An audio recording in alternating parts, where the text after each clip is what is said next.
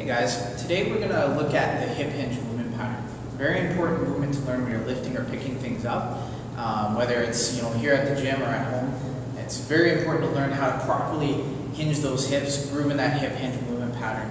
Oftentimes what happens, especially with office workers and people that do a lot of traveling and things, is the lower back, the lumbar spine becomes almost glued to the hips. We get a lot of rounding and arching of the back, especially the lower back, and that's something we want to be really careful of. It's really important to learn the hip hinge for back health, especially in the long run. So it's something we're going to just take a look at today. We're going to go through a few teaching tools to teach you how to properly hinge those hips. Just to give you a little bit of a understanding of how important it is if even something at the office or at home, something as simple as you drop your pen, you go to pick that pen up. Well, I go to pick my pen up like this, and boom, I throw out my back. Now, the simple act of picking up a pen, it sounds silly, just doing it once, it may not throw your back. It's just doing that repetitive motion again and again and not properly hinging your hips to pick and lift things up. So I really want to emphasize how important it is to learn this movement and get you guys to try it and practice it over and over again. This is something that takes a lot of time to learn. Some people pick it up pretty quickly, and some people it takes a little bit longer, especially, again, for those people that do a lot of sitting throughout the day. So it's something you may have to practice over and over again. It's something, one of the very first things I teach my clients when they come through the door. Sometimes, again, they pick it up quick, and a lot of times, too, it takes some time to learn that movement pattern. So we're going to take you through just a few teaching tools today. Practice some of these at home. Sometimes some of them you can practice at the gym, wherever it is, but just keep working on it till you really nail that hip hinge pattern. Again, it's going to save your back in the long run. So the first thing we're going to do here is we're going to use a broomstick. You can use a broomstick from home or whatever. The thing I like to teach here is we want to keep a nice neutral spine. We want good spinal alignment. So we want the upper back, the back of your head, and your butt all in a nice straight line. So this is a good way to teach it. It's just with a broomstick. So you're going to grab the broomstick here, place it in behind your head. Okay, so just grab up top and up down below. Those 3 points of contact, the back of the head, your upper back, and your butt. Okay, so here I'm going to hinge my hips backwards here.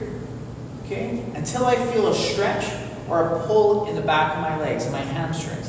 Very, very important. You need to watch for that pull. Once you feel that stretch, you know you've done it properly. So it's like doing a proper toe touch stretch. You're stretching the hamstrings here. So I'm hinging, pushing my butt back until I feel that stretch. Okay, keeping those 3 points of contact. I'm coming up and squeezing my glutes. The whole time I want to brace my core, create lots of intra-abdominal pressure. Okay, so that's one of the ways we can learn how to do that. The other way is just using a wall or some sort of object in behind you. Here, I'll just use a rack. And what we're going to do is we're just going to use this as a cueing tool. So what we want to do is touch our butt to the wall, hinge the hips back, and touch the butt to the wall, keeping a nice neutral spine, good spinal alignment. So here, you're going to have to adjust yourself further forwards or backwards. Okay, so here, I brace my core, nice and tall, proud. Okay, I'm going to hinge my hips back till I touch the wall or whatever's behind me, come up and squeeze my glutes. So here, touch and go. And if you find it difficult to keep that neutral spine, you may have to go back to the broomstick and grab the broomstick and do the same thing with the broomstick in your hand. Okay, so try those couple of tools. The next couple, actually, I got from Tony Gentilcore. I like a lot. I think this one's called the RIP hip hinge movement. I think it's called. But really, with this one, I'm just modifying a little bit here, but it helps you. You have to really actually pull yourself into that hip hinge. So it's just a different way to kind of teach you how to do it. What we're going to use here is just the broomstick again and a band. Okay, again, I modified this one a bit. So you're going to have to just kind of grab hold of the band to keep it in place. Okay. So here, I'm going to switch my hands here. So again, with this one, you kind of have to pull yourself into that hip hinge. Now we have this added resistance. So I want those 3 points of contact. Again, I'm bracing my core, keeping a nice neutral spine, pulling myself into that hip hinge, come up and squeeze the glutes. Okay, I'm pulling myself into that hip hinge and come up and squeeze my glutes. Okay, that one's a little bit more advanced, but again, you got to try different things and see what works. The next one we're going to do here, I believe he calls it a sternum hip hinge. So you're just grabbing a kettlebell or a dumbbell and you're going to pull it into your sternum. I find this one really keeps you in good alignment. So you're going to think about pulling it into yourself here, and it's that same movement, hinging till I feel a pull in my hamstrings. I come up, I squeeze my glutes. I pull this weight into myself, shoulder blades back, good alignment. Okay, here, hinge. Okay, and you'll notice I have my head a little too high, so I just got to make sure I keep good alignment here. Come up, squeeze the glutes.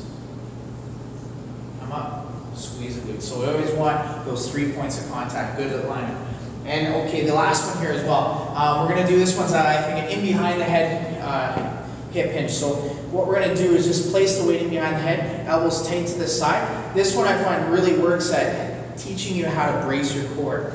Very important, especially when you have any type of a weighted load, you know, something like a deadlift or helping a buddy move.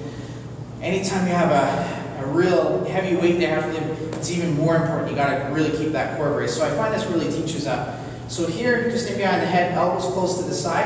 Again, we have 3 points, those 3 points of contact, a nice neutral spine. Okay. Here, brace your core, come up, squeeze your glutes. Okay, keep my elbows tight here. Core brace, hinge, squeeze the glutes. Okay, so those are just a few teaching tools. Take the time to practice and learn this movement. Again, it's very important. It's going to save your back a lot of troubles down the road. So practice it over and over again until you learn how to properly hinge those hips. Look for that stretch in the hamstrings, keeping a nice neutral spine. Okay, thanks guys.